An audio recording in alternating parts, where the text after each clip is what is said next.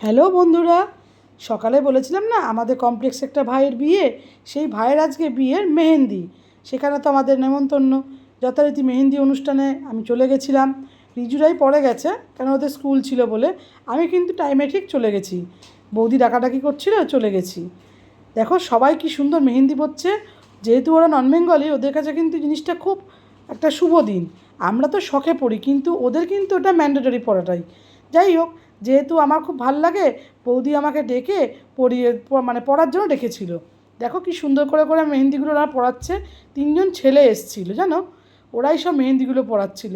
কি সুইফট আর কি সুন্দর পড়াচ্ছে, এত ভাল লাগছিলো। আমি তো ভিডিও করেই ফেললাম। ভিডিও করার পর তো শেয়ারও করছি, দেখলে।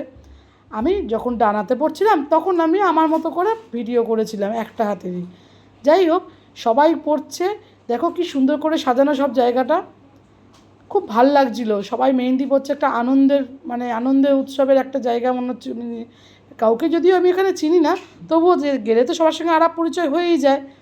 সবাই দেখো কি সুন্দর মেয়েরা সব মেহেন্দি পরেছে।